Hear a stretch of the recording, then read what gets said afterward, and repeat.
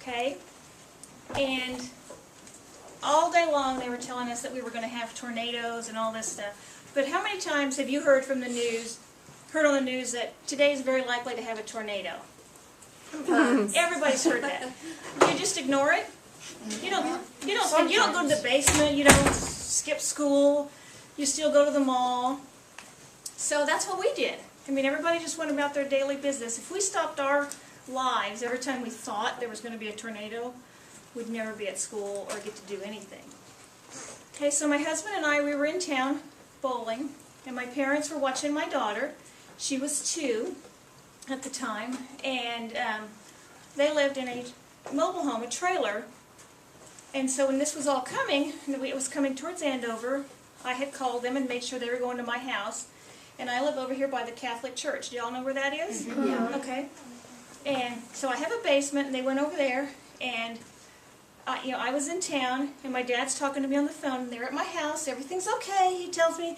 And then he was like, oh my gosh, it just crossed Kellogg. And the line went dead. Okay? So now I have no idea what's going on. Oh, this is giving me chills. Me too. And we're watching it on the news. The news is broadcasting it. And we're seeing this tornado literally hitting my neighborhood. My parents are there. My daughter's there. And when your mom tells you that, your life is more important than hers, she really means it. I mean, it's a panic that you can't understand. So my husband and I get in the car and start heading towards Andover. We're on Kellogg, and we can't get even to Walmart. You know how far down Walmart is?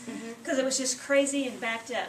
So we went down to Central, and we got to about 143rd, and I can't even remember what's at 143rd, Miss Hawkins, to give him I don't know, it's a ways out. Yeah. I mean, like 3 or 4 miles, probably? Like the 96 exchange. Okay. It's about 4 miles out. And my husband, we couldn't go any car. We were just standing in traffic. And so my husband gets out. You don't have cell phones back then. Back then, really rich people had cell phones. We didn't have a cell phone. We always wondered if we'd ever be wealthy enough to have a cell phone. But you didn't have them back in those days. And so my husband gets out and he goes, you stay with the car, and I'm going to go on and get to Lisa. So he starts running home. It's like 4 or 5 miles, and I'm with the car, and I'm just poking along. It's probably, hour and a half, 2 hours later to go 5 miles, okay? And so I get in right there by Teradyne, by Cutter Pet Clinic, and I have my license out, because on the radio I hear that they're not letting anybody in Andover. No one is allowed in Andover. There's too many people just looking around. It's a dangerous place. It's chaotic. People are hurt. People need help. There's been fatalities. So I get there, and I'm crying hysterically. And I show the policeman my license, and he says, ma'am, you can't go in there. And I just told him, I have to go in, because that's where my daughter is. And so I just drove on through, and I drove down to about where Luigi's is. There's a church there. Yeah. Okay? Yeah. And I had to stop there because there were power lines down. Okay? So I parked my car. I don't even remember where I parked it. I just parked it someplace. And I just got out and started running towards home. And that's still pretty far away from the Catholic Church. You know where the Catholic Church is. And I live about 4 blocks past the Catholic Church. And everything is just, it's dusty. It's just scary. It's kind of eerie because it's like a foggy day, except there was no fog. It was just debris and dust and stuff. And I'm running home, and I get there, and my little daughter is sitting on the front porch. She had a pacifier in each hand and a pacifier in her mouth, and she's just sitting on the front porch with Nanny waiting for Mom because she knew I was coming. Okay, so that was like the best thing I could possibly see. But on my way there to see my daughter, can we? Oh, yeah. Okay. I'll play. I want to show you the things that when I turn, the corner, I don't know which one will come up first. So, okay, this is the back of our house, and there's just one window. We lost pretty much all the windows in the back of our house and our play set. And you can see my fence right there, but I have a pretty good-sized yard, and the fence was pretty much gone. There was one of these fence posts, or you know, that had flown in and was in, it's just past here, it's right about right there. It had went through the siding into my bedroom. There was a piece of wood about this far into my bedroom from the outside, from our fence. So, fortunately nobody was hurt at my house, but, you know, that was my house, that was just a portion of my house. So, if you'll... Oh, which is amazing too, because this fence looks like it's perfectly Perfectly normal, normal, and then uh-huh. other parts of your fence are totally gone, and Totally the windows gone. in your house. Uh-huh. So But the roof and all that stuff. And then this house is several houses down from ours, and you can see it doesn't have very much damage. They had debris in their yard, but my house, which was further away from the tornado by about 3 houses, is more damaged than their house was. Okay?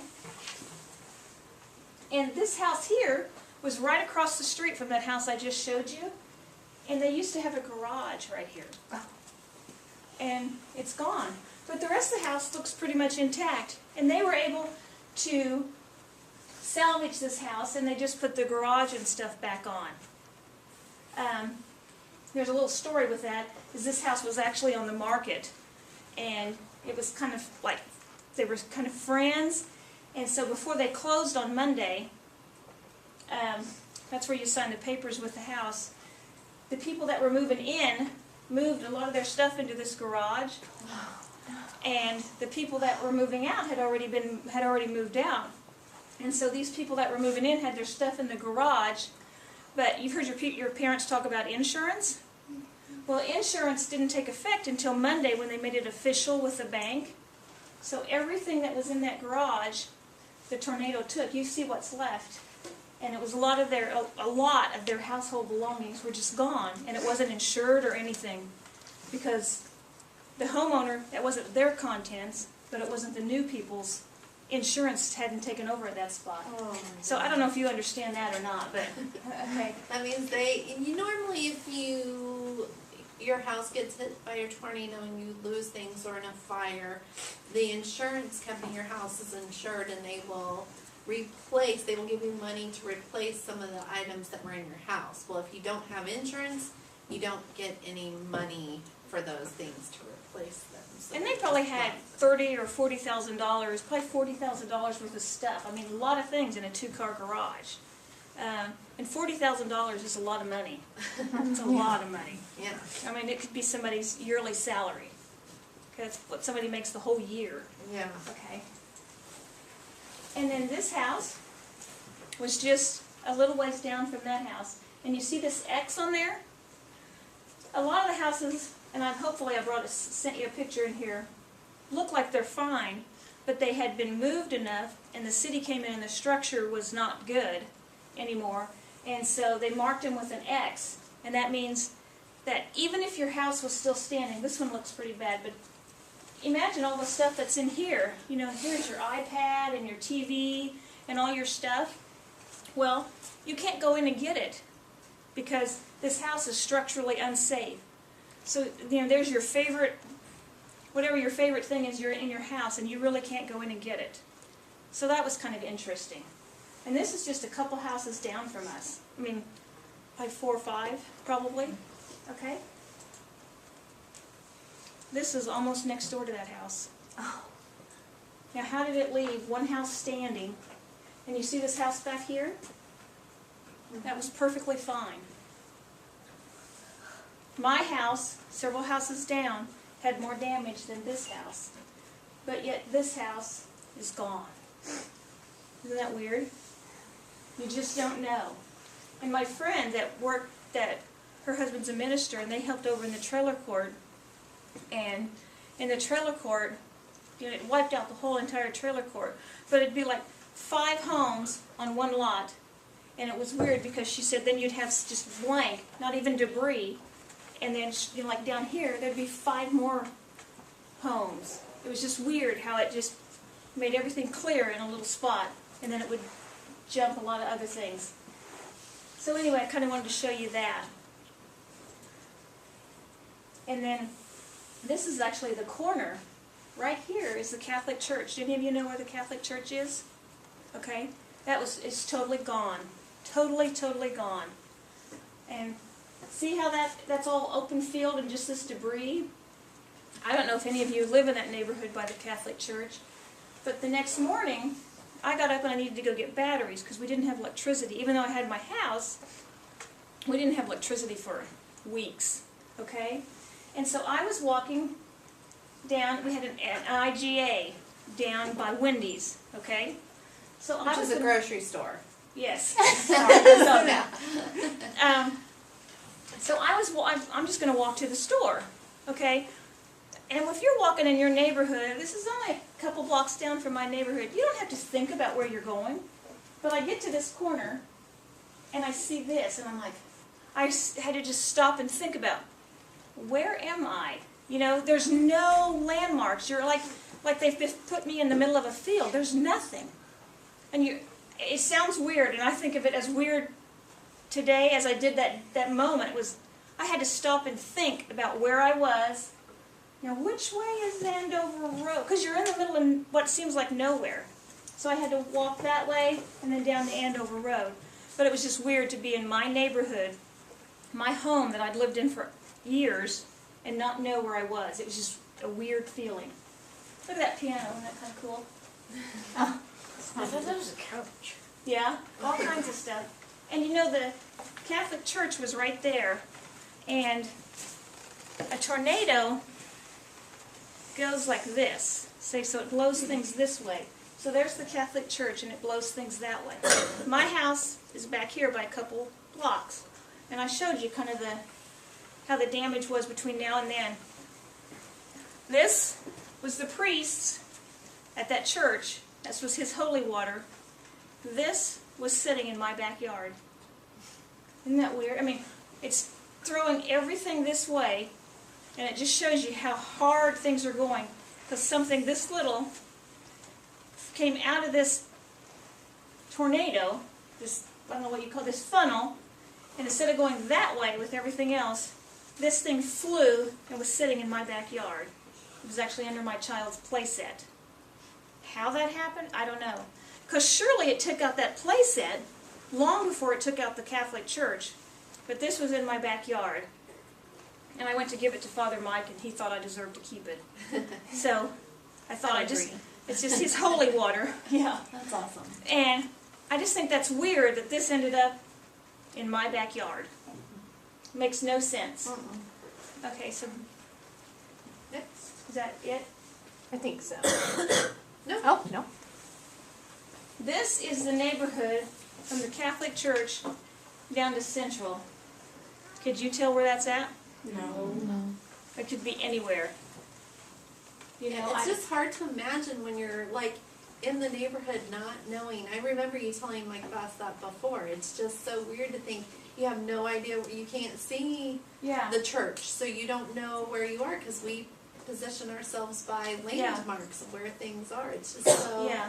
when everything's wiped out, you just don't know where you're turning and which way to go. And when I hear myself like telling you this now, you're thinking, lady, how can you not know where you're at? It's your neighborhood. But if I set you in the middle of that, would you know where the Catholic Church used to be? Uh-uh. And my house was just, you know, a few houses down this way.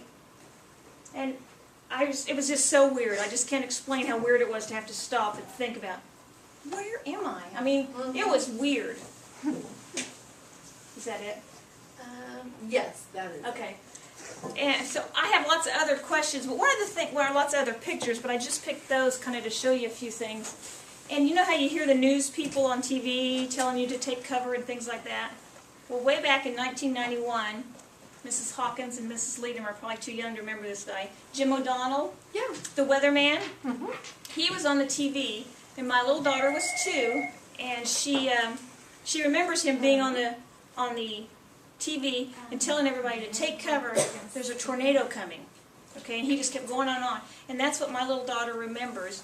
And then the house went black, and you can imagine what all the windows breaking in your house sounds like, and this board going through your house. And my daughter and my parents are in this corner, and you're just kind of huddled with a mattress over them. And you know, it was really, really scary. And after that, my daughter would not allow Jim O'Donnell to be on our TV. We used to watch Channel 10 News all the time. We had to change. To this day, we still watch Channel 3 now. Because if that man would come on TV, Lisa would just go, and she'd run up and shut off the TV, and she goes, "That's a mean man. He means bad things." And she, because that's how she remembered the tornado. That's a bad man. He means, he tells you he does bad things. Because he thought he was warning you, like, this tornado's coming, like he sent it. You know, and when you're 2, you couldn't explain that to her, but she would not allow Jim O'Donnell to be in our house anymore. That's cute. So do you guys have any questions? Uh-huh. How long did it take to rebuild after the tornado? Oh, wow. I know It our was pretty- house was built in 92, and Uh-huh. it's right near your house. Her house is, like my house is here, and the tornado was this way, and Mrs. Hawkins' house is just a couple houses down from mine this way. And yours was built in 92? Yeah. So- But as far as all those houses, it probably took several years for the place to come back. It took the church a long time. The church actually used to hold their church services in Andover High School's auditorium for a couple years at least. It takes a long time to build a church. I don't know, do any of you go to St. Vincent de Paul? Okay, so you've probably, and when you've walked down that hallway, you've seen all these pictures and stuff. And so it took lots and lots of years, and we used to have service, or mass, at Andover High School for a long time. And how long did it take for your house to be back intact with all of the windows? Because I assume all of the construction workers and window people were all busy in Yeah, Andover. it took probably a month to get the windows back in our, it took a couple weeks to get electricity. And that's a big thing. Yeah. When we had the house boarded up, so even when we got electricity back on, we could have our air conditioner and things like that, so we lived just fine. The other thing that was weird is we had to replace a lot of the carpeting in our house because the glass from those windows, I don't know why, but it came in instead of out. So all our carpet had lots of glass. So we really couldn't even do a lot in our house, even though we could be in our house. My husband stayed there, but Lisa and I went into town to her grandparents because you couldn't vacuum, couldn't do anything to get that glass out of the house. So I took her out of there. It's just a lot of weird things that you don't think about. How old is your daughter now? My daughter will be 27 in May, and she still remembers the tornado. I'm sorry, that's my phone. I forgot to turn it off. And she still remembers not liking Jim O'Donnell. She doesn't hold a grudge against him anymore, but she remembers not liking him. What did you do when you first found out that the tornado was coming? I didn't really think a whole lot about it because it started out past Derby. It's quite a ways away. And, we have tornadoes around here. They pop up and down. I really didn't worry about it. And then it went closer to McConnell Air Force Base. I don't know if any of you know where that is. And I really still wasn't worried about it. And then it hopped and started coming towards Andover. And you start to be concerned and you start paying a little closer attention to the news. And then it says it's headed due east, it's headed, this storm will hit Andover, you guys start taking cover. They were saying that a lot sooner, and that was when I called my parents to take cover in our basement. But was I really worried? I don't know that I was panicked because just tornadoes happen. And so I really did not think it was going to hit my neighborhood. Do you react differently now to tornado warnings? Or now is it like, oh, they say a tornado, we could have a tornado, no big deal? Well, I'd probably say no big deal. Yeah. In my office, I work, we have the custodians and the maintenance guys that you see working stuff. So we do a lot of things with safety and pick up after things around here. And so I have a weather radio in my office, and they insist this be in my office. I don't have one in my bedroom because it drives me crazy. They always go off. And it goes off, and I just get over there and hit it so it quit going off. And I don't even, it's going off in the background, they're talking about it, and everybody comes in my office and starts listening to it. I truthfully just blow it off. I don't even listen to it. So, did I get your question answered? Yes. Okay.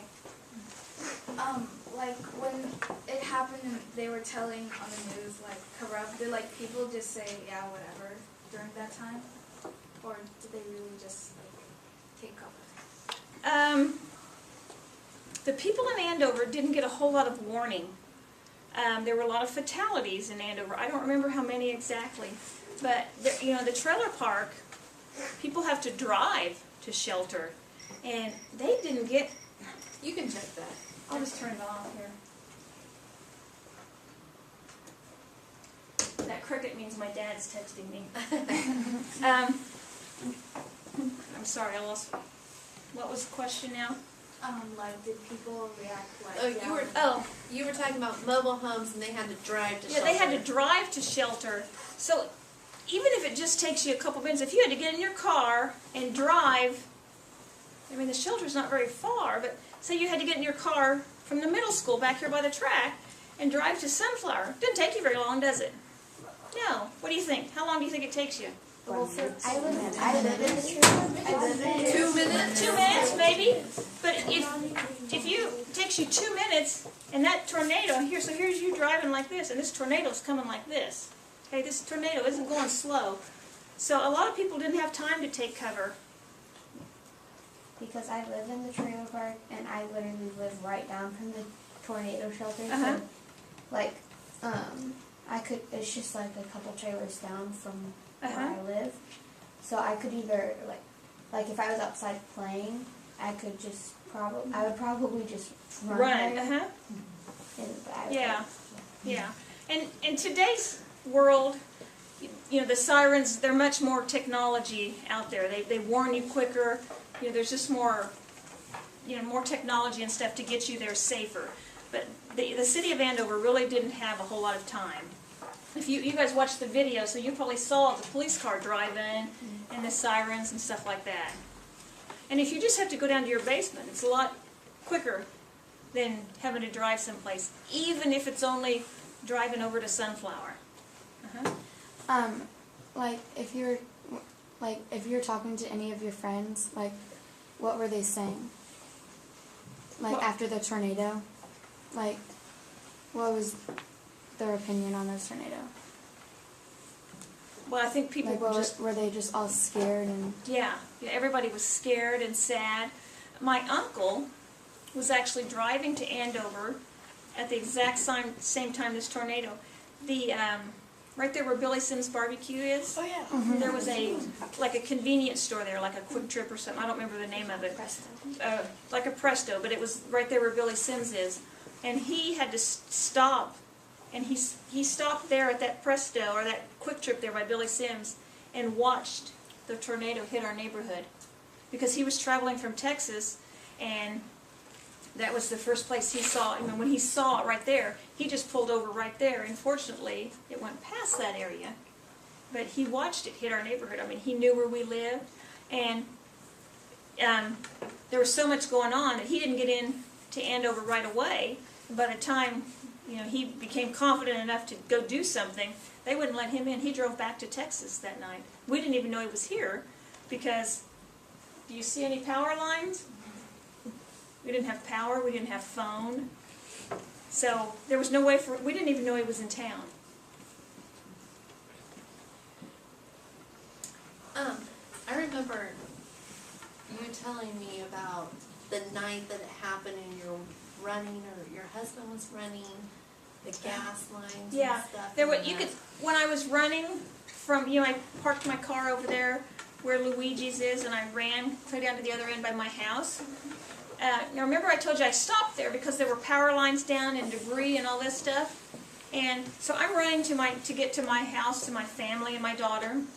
And I just ran down this neighborhood, and there was debris you had to go over and power lines. And now I kind of remember it thinking, this wasn't very smart, Mrs. Brown.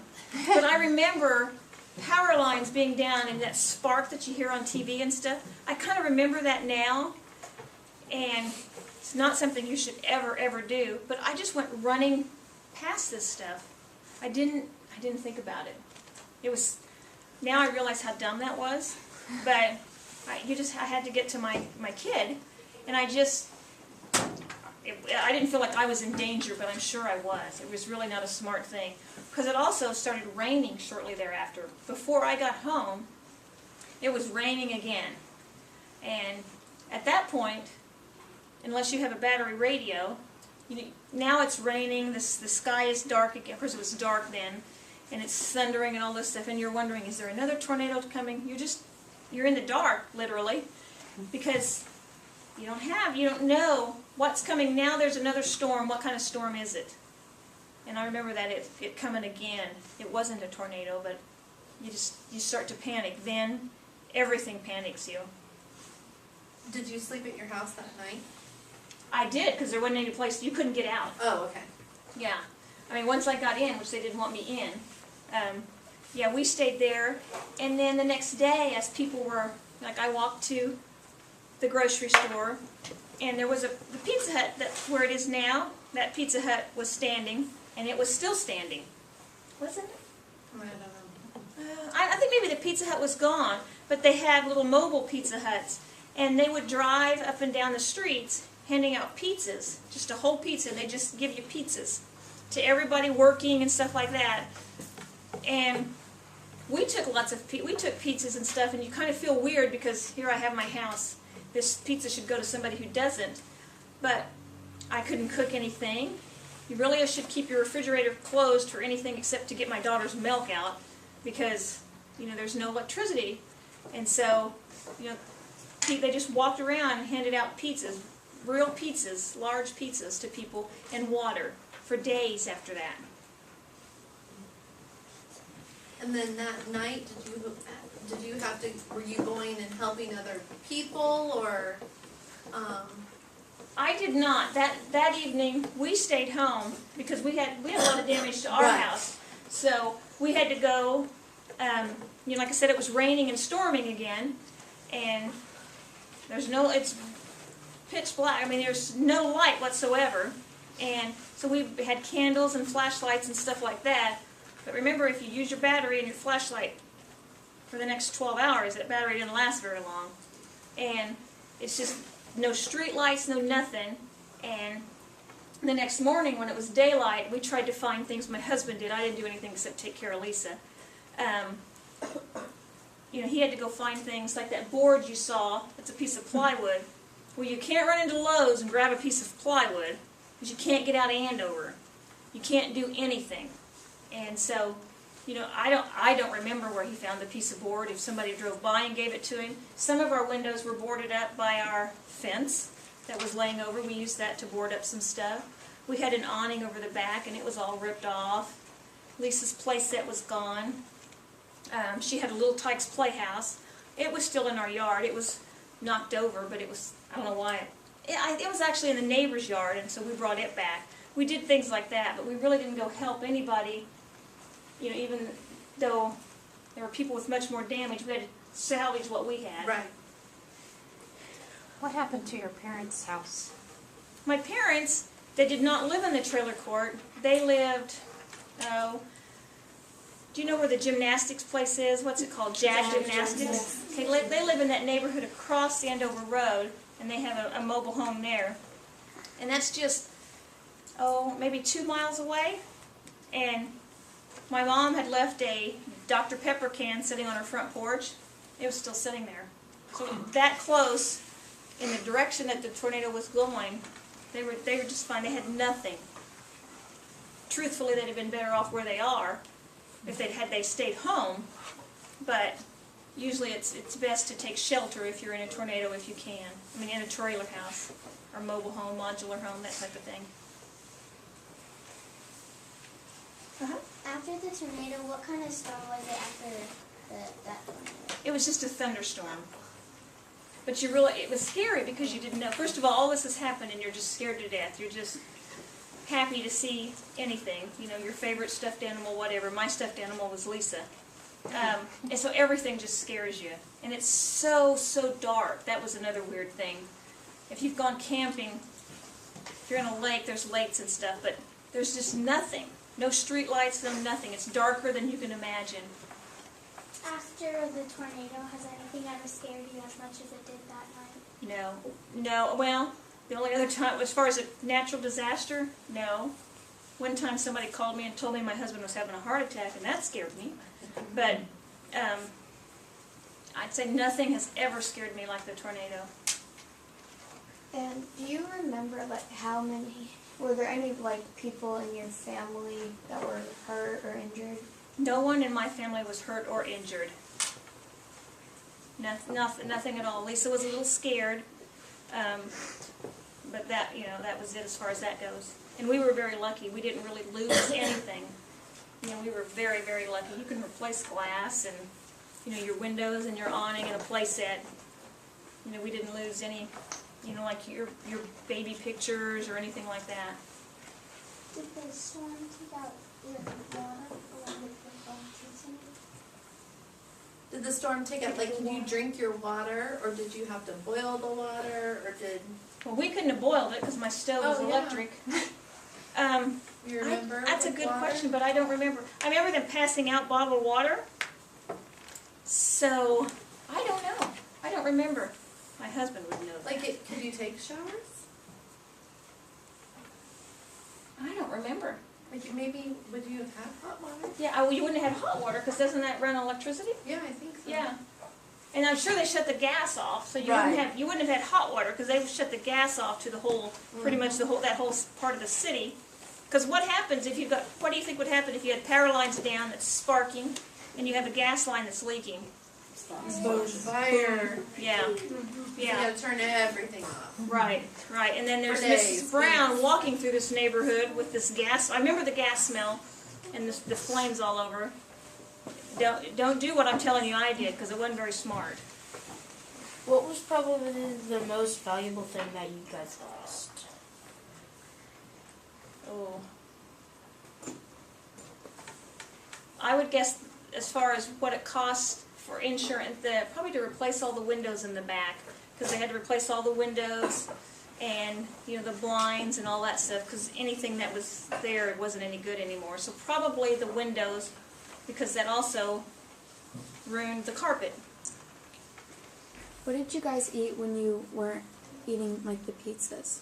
Just whatever you had in your house that you didn't have to cook or refrigerate.